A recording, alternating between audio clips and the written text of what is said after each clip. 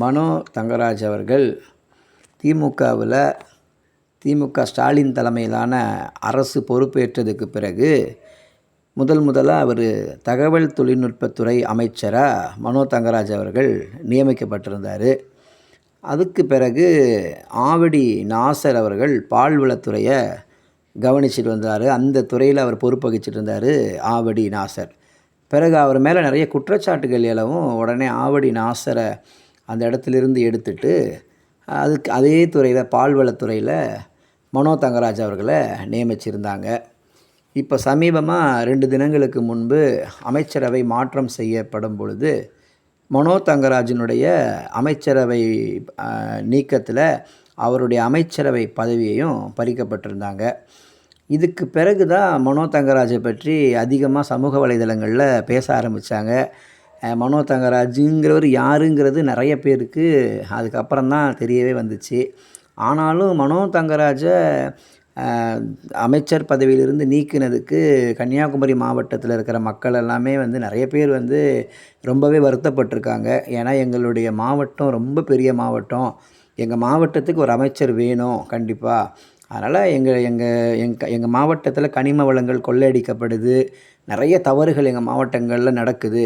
அதுக்கு எங்கள் குறைகளை நாங்கள் சொல்லணுன்னா எங்களுக்கு ஒரு அமைச்சர் வேணும் அப்படின்றதெல்லாம் கூட செய்தித்தாள்களில் ஊடகங்களில் மக்கள் பதிவு பண்ணியிருந்தாங்க. மனோ தங்கராஜன் மீண்டும் அமைச்சருக்கு பதவி கொடுக்கணும் அப்படின்னு சொல்லி. ஆனால் இந்த சூழ்நிலையில் தான் நேற்றிலிருந்து மனோ தங்கராஜ் அவரை பற்றி ரொம்ப தவறான விஷயங்கள் மாபட்டங்கள் எல்லாம் சமூக வலைதளங்களில் வெளியிட்டாங்க. அவர் ஒரு பெண்ணோட நெருக்கமாக இருக்கிற மாதிரியான புகைப்படங்கள், அந்த பெண்ணுக்கு மாலை அணிவிக்கிற மாதிரி, அந்த பெண் மறுபடியும் மாலை அவருக்கு அணிவிக்கிற மாதிரி, கேக்கு ஊட்டி விடுற மாதிரி, இப்படிலாம் சிலர் அந்த புகைப்படங்களை வச்சு என்ன சொன்னாங்கன்னா, இந்த பெண் ஆந்திர மாநிலத்தை சேர்ந்த ஒரு அழகி, அவர் ஆந்திர மாநிலத்துக்கு பால்வளத்துறை அதுக்காக அந்த விஷயத்துக்காக அவர் போகும்பொழுது, துறை சார்ந்த ஒரு வேலையாக அவர் போகும்பொழுது அங்கே பழக்கம் ஏற்பட்டுச்சு. இப்படின்லாம் இஷ்டத்துக்கும் வாய்க்கு வந்ததெல்லாம் சமூக வலைதளங்களில் மனோ தங்கராஜை பற்றி முன்னாள் அமைச்சரை பற்றி போட்டிருந்தாங்க.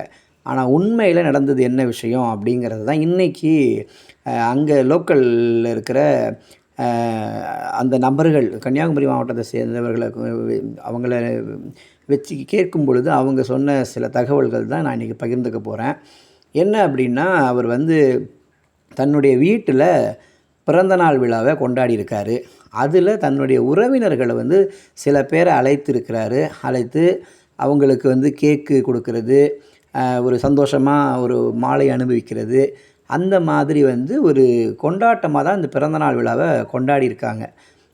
அந்த இதில் அவங்களும் அந்த மனோ தங்கராஜும் அந்த பெண்ணும் இருந்த புகைப்படத்தை மட்டும்தான் நேற்று வெளியிட்டு இருந்தாங்க. அதனால தான் எல்லாருக்குமே சந்தேகம், மனோ தங்கராஜ் ஒரு தவறான தொடர்பில் இருக்கிறாரா அப்படின்னெல்லாம் நிறைய பேருக்கு எல்லாம் நெகட்டிவாக பேச ஆரம்பித்தாங்க. ஆனால் இன்றைக்கி ஒரு புகைப்படம் வெளியாகி இருக்குது. அந்த புகைப்படத்தில் அந்த பெண் அவங்க பிரார்த்தனை செஞ்சுட்டு நிற்கிறாங்க. ஜபமோ இல்லை அவங்க இறைவனை வேண்டுறதோ ஏதோ ஆனால் வேண்டுதல் பண்ணிகிட்ருக்காங்க. இவரும் கண்ணை மூடி அதை பிரார்த்தனை செய்கிற மாதிரியான புகைப்படம் வெளியாகிருக்கு. ஆனால் வெளியானதுக்கு பிறகு தான் அது சமூக வலைதளங்களில் இப்படி இவங்க உறவினர்கள், அவங்க 2 பேரும் உறவினர்கள், அவங்களோட கூட சில பேர் நிற்கிறாங்க. இவங்க ஒரு பிறந்தநாள் விழாவுக்காக தான் வந்திருந்தாங்க அவருடைய வீட்டுக்கு. இதுதான் தவிர மற்றபடி எந்த ஒரு தவறான நோக்கமும் கிடையாது. இதை நீங்கள் ஆபாசமாக சித்தரிக்கவோ இல்லை ஆபாசமாக இதை பற்றி பேசுகிறதுக்கோ ஒன்றுமே கிடையாது அப்படின்னு சொல்லி விளக்கங்களை அந்த ஊர் மக்கள், லோக்கலில் இருக்கிறவங்க கொடுத்துருந்தாங்க. இதுதான் உண்மையிலே நடந்த ஒரு விஷயம்.